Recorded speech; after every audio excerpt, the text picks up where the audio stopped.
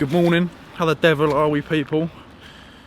Cardio this morning, 200 calories. I'm either doing 200 calories walking around the block, tracking on the Apple Watch, or that's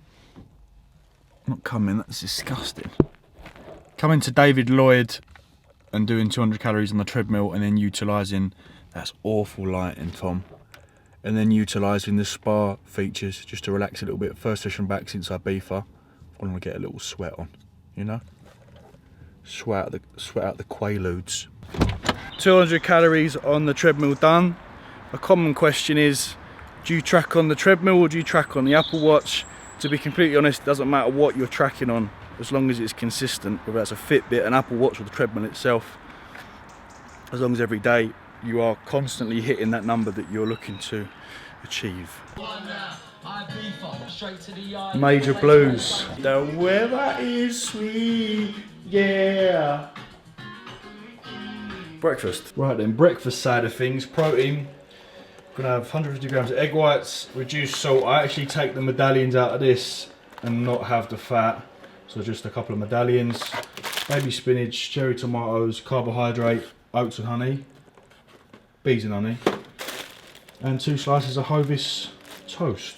Pretty fuming yesterday, to be honest, because I heavily backloaded, because the plan was to go and meet IFBB Joe, aka Joe Brightman, for burgers at Burger and Beyond, but because the London Overground was effed, couldn't go, so we had to gonna have to reschedule.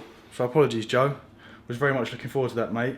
And so I just had a load of food last night, because I was only on about 300-400 calories, taking into consideration a very hefty over 1,000 calorie burger. Meal 1, post cardio pre-workout meal, 100 grams of oats, the oat sort of based cereal, 2 slices of Hovis, we've got 3 bacon medallions, 150 grams of egg whites.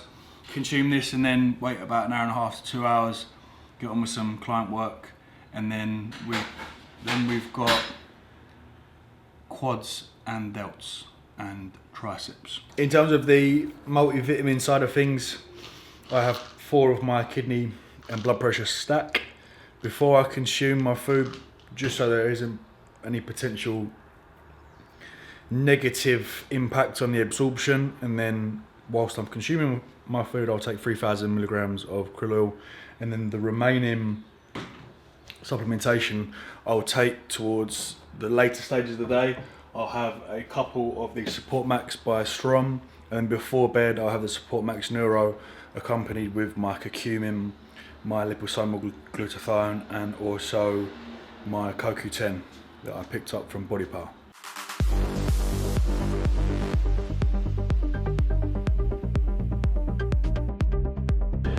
I feel tired and I feel a bit low. The Ibiza weekend is catching up on me, so hopefully this quads, delts and triceps can release some serotonin, because it's needed. It's needed. I've gone for 3/4 of a scoop today of the MV Pre as well, usually a half scoop kind of man. There are numbers in the logbook that I want to increase, so I'll take my time today. Pendulum, leg press, heel elevated squats, some side lateral work, and then some tricep work to finish. Hey Huns, excuse my throat, I'm a little ill. Ibiza has caught up with me. Thankfully my immune system's good enough that can churn out a little cold in 24 to 48 hours. We've got We Are Festival tomorrow as well. So thankfully it's not today, because I'd have been very, very ill. Today was quads, delts and triceps. For my deltoid exercises, because the quad movements are fairly taxing with the pendulum squat, the leg press, the leg extensions and the heel elevated squats, which is the first time I've started squatting in probably since 2012, to be honest, back in the Lewisham College days when we was with Luke. And that my 1 rep max for a squat back then was 200 key, and I haven't squatted since then, just because I've preferred variations to the squat. So it's actually quite nice to get under the bar and do some squatting. But because those movements are so taxing, what I found was when I implemented a pressing movement, whether an overhead press or a seated press, a dumbbell press for shoulders, fatigue was just setting in for ages over the couple of days post quads, delts and triceps. So The only movements that I'm doing in this particular session that are targeting my delts are side lateral movements, and that is on the seated lateral machine that you'll see shortly, and the standing Cybex machine, which is fantastic. Although I find with the standing, anyone that trains at King's will notice as well, the standing machine lateral for deltoids is much better at Muscleworks Orpington because the handle's a lot thinner. The one at King's is such a chunky handle, and you have to keep continually changing your hand position with that. So it might be one of those movements that's quite ideal to put a D handle in and then execute the side lateral movement there. But numbers increased on every top set, which was surprising. First session back since Ibiza. I had a sort of a poor night's sleep when we landed, but then a nice 8-hour sleep going into this session. So for the pendulum squat, we added 5 kilos, so 8 for 85. Last week was 8 for 80. Back off set of 12 for 60. Leg extensions were a 4x6 set. We tend to load at the top of the movement. I like loading at the top of the movement, so plates go at the bottom. At King's, you've got 3 points for the pivot. You can load it at the start of the movement, the middle, or the top, and I tend to like to load at the top. And then we went on to some squatting, some heel elevated squats. It just was programmed in for my off season with Callum on, I think, the second training cycle, but it was heel elevated Smith machine squats. And these feel good. The only reason why I haven't been squatting was because of my left knee. And since doing a lot of work with Cal over the past sort of 10 to 12 months, and lots of stretching, deep tissue work, mobility work for my hips, the knee pain has subsided quite substantially. So last week I thought, right, let's get under the bar, put 60 key on, elevate those heels, make it nice and quad focused, and the pain isn't there. So that's definitely something that I'm looking forward to implementing back in. Callum may not implement that back in September when the real bulk will probably start. I think we've got Mykonos in about 3 weeks, and to be totally honest with you, I'd be quite happy to start some form of off-season post Mykonos. It's just that we're going to Ibiza with the boys at the end of September, and to be honest, I'd like to be in a relatively decent condition there. So post Mykonos, which I think's January, February, March, April, May, June, July, August, is like 8 weeks. And if I can go into some form of calorie surplus there and accrue a tiny little bit of tissue in such a short period of time, while staying in condition, I'll take it. I'd happily take it. I don't really want to drop the hammer completely. Like I said, you know, it may sound like a sort of a narcissistic, maybe arrogant thing to want to stay in condition, but I put my Instagram post, there's nothing wrong with staying in condition for summer or getting in condition for a holiday or a festival, and we'll probably talk about that in the next, or in this video as well. But overall, a nice session.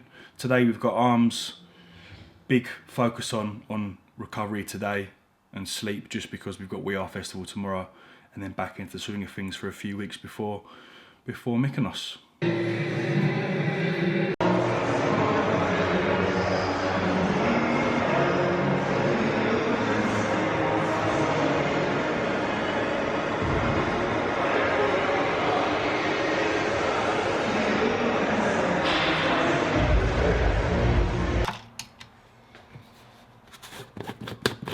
A very good first workout back, surprisingly good. I thought my numbers would take a little hit coming off the back of Ibiza, but a very good session. For those more taxing sessions is where I'd utilise something like Support Max Neuro after training and before bed as well, to flick the switch.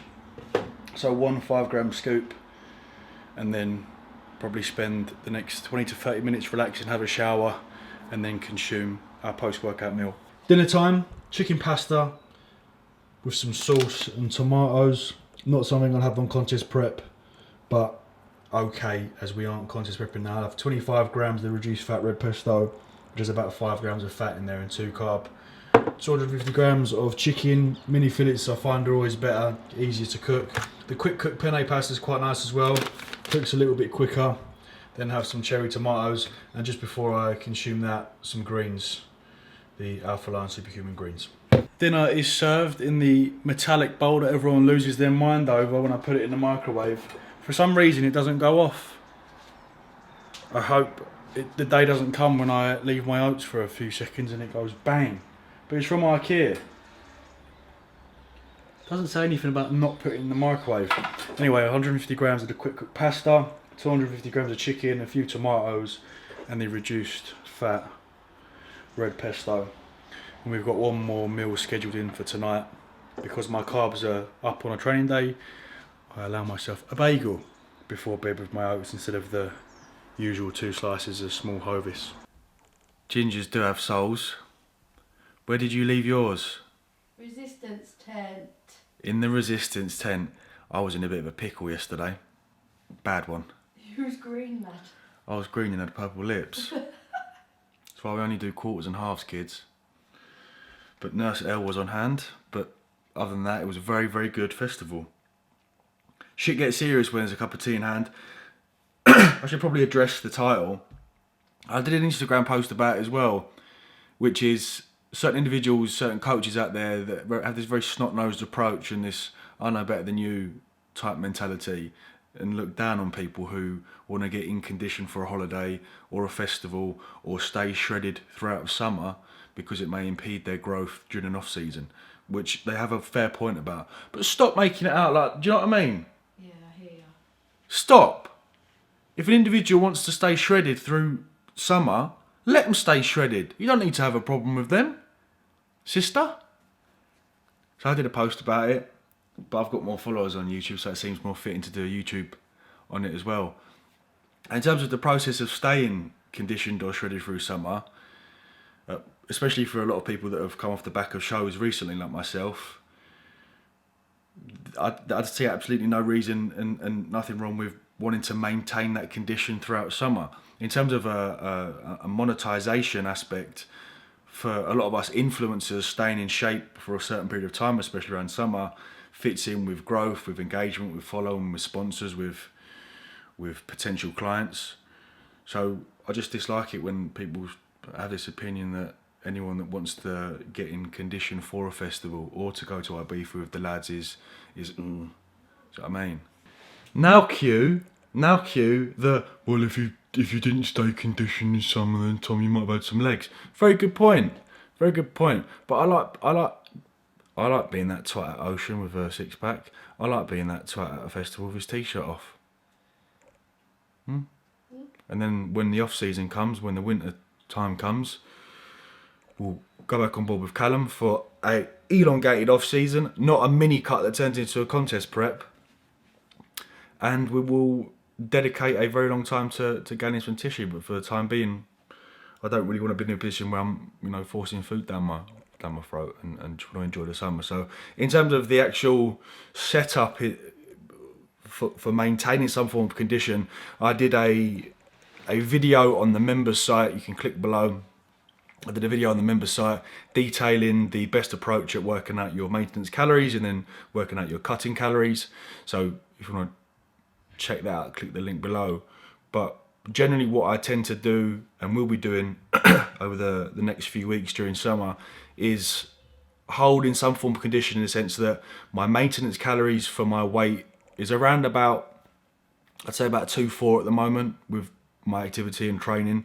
And then if I have either a festival or a holiday coming up on the Saturday, for example, I generally pull down calories for about a week, 5 to 7 days, just pulling carbs down and introduce a little bit more cardio, for example. And generally that pulls a little bit of water weight off and my condition comes back in. So I'm sort of hovering between that maintenance caloric intake, pulling my calories down when we have a holiday.